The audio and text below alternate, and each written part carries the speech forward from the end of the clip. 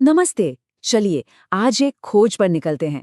एक ऐसी दौलत की खोज जो सोने चांदी या हीरे मोती से कहीं ज्यादा कीमती है। और मजे की बात यह है कि वो हमारे पैरों के नीचे हमारे चारों तरफ ही है, बस हम उस पर ध्यान नहीं देते। तो आइए इसे करीब से जानते हैं। तो एक सवाल से शुरू करते हैं।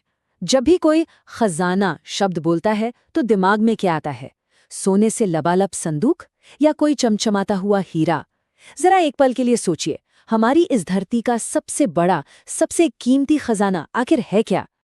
और इसका जो जवाब है ना, वो शायद आपको चौंका दे। ये कोई ऐसी चीज नहीं है जिसे किसी ने जमीन में गाड़ दिया हो या जिसे किसी मजबूत तिजोरी में 7 तालों के पीछे रखा गया हो। असल में मामला बिल्कुल उल्टा है। सच तो यह है कि सबसे बड़ा खजाना तो हर दिन, हर पल हमारे बिल्कुल सामने मौजूद है। ये इतनी आम चीजें हैं कि हम अक्सर इन पर ध्यान भी नहीं देते और ये भूल जाते हैं कि इनके बिना तो जिंदगी की कल्पना भी नहीं की जा सकती। अच्छा, वैज्ञानिक भाषा में कहें तो इन खजानों का एक नाम है प्राकृतिक संसाधन। ये वो सारी चीजें हैं जो हमें कुदरत से मिलती हैं और जो इस धरती पर हर जीव के जिंदा रहने के लिए मतलब बिल्कुल जरूरी हैं। हवा, पानी, मिट्टी, यही तो है असली दौलत। पर एक मिनट, ये सारे प्राकृतिक संसाधन एक जैसे नहीं होते। मोटे तौर पर इन्हें 2 हिस्सों में बांटा जा सकता है और इनके बीच का फर्क समझना बहुत जरूरी है, क्योंकि इसी समझ पर हमारा भविष्य टिका है। तो देखिए, एक तरफ तो है नवीकरणीय संसाधन, जैसे सूरज की रोशनी या हवा। प्रकृति इन्हें बहुत जल्दी अपने आप फिर से भर देती है। और दूसरी तरफ है अनवीकरणीय संसाधन, जैसे कोयला और पेट्रोल, जिन्हें बनने में लाखों करोड़ों साल लग जाते हैं।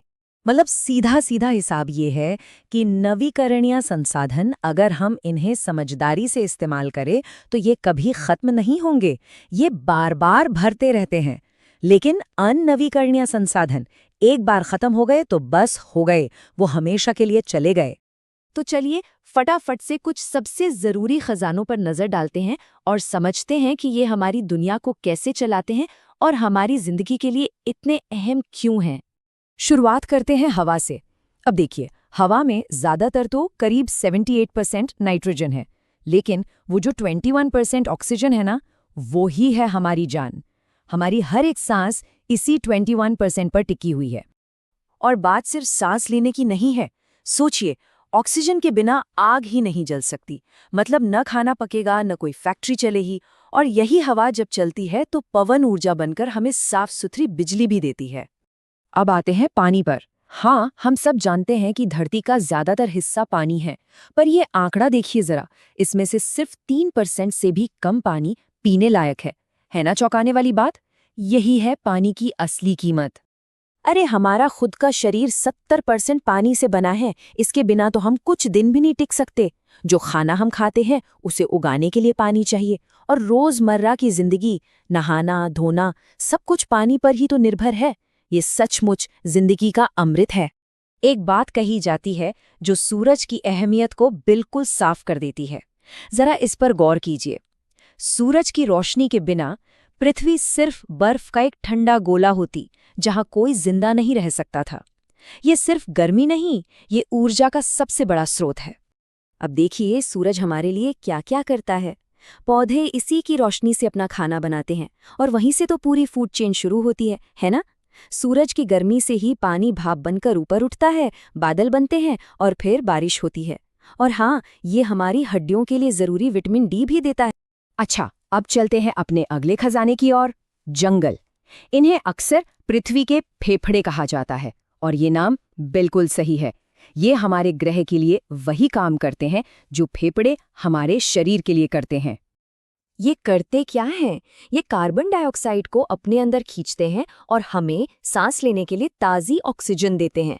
सिर्फ इतना ही नहीं, पेड़ों की जड़ें मिट्टी को मजबूती से पकड़ कर रखती हैं, जिससे बाढ़ और जमीन का कटाव रुकता है। और तो और ये बारिश लाने में भी मदद करते हैं। अब एक बिल्कुल अलग तरह के खजाने की बात करते हैं। एक ऐसा खजाना जो जमीन के नीचे दबा हुआ है। जीवाश्म ईंधन, जैसे कोयला और पेट्रोल। इनकी कहानी बड़ी दिलचस्प है। ये लाखों साल पहले मरे हुए पेड़ पौधों और जानवरों के अवशेष हैं जो जमीन के नीचे गर्मी और दबाव से ऊर्जा के इस भंडार में बदल गए। और आज की हमारी मॉडर्न दुनिया इन पर कितनी ज्यादा निर्भर है ये तो हम सब जानते हैं। हमारी गाड़ियां, बसें, हवाई जहाज सब इन्हीं से चलते हैं। हमारे घरों में जो बिजली आती है उसका बड़ा हिस्सा कोयला जलाने से ही बनता है। यहाँ तक कि प्लास्टिक, कपड़े और कई दवाइयां भी इन्हीं से बनती हैं।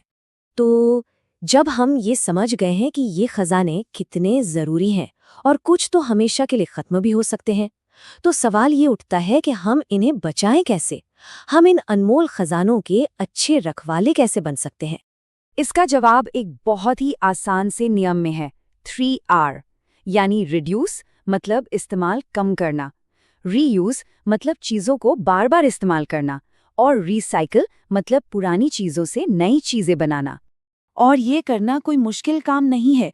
जैसे ब्रश करते समय नल बंद कर दिया, ये हो गया रिड्यूस। पुरानी बोतलों में पौधे उगा लिए, ये हो गया रीयूज। और पुराने कागज को रिसाइकलिंग के लिए दे दिया, ये है रिसाइकिल। ये छोटे छोटे कदम हैं, पर इनका असर बहुत बड़ा होता है। लेकिन रुकिए, अब हम इस पूरे विश्लेषण के सबसे सबसे जरूरी हिस्से पर आ रहे हैं। हमने अलग अलग खजानों की बात की, पर असली राज, असली खजाना कुछ और ही है। देखिए, असली खजाना कोई एक चीज नहीं है, ना हवा, ना पानी, ना जंगल। असली खजाना है ये पूरा का पूरा सिस्टम।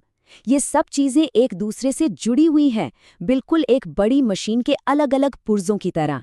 जंगल बारिश लाने में मदद करते हैं, बारिश से नदियां भरती हैं और नदियों से खेतों को पानी मिलता है।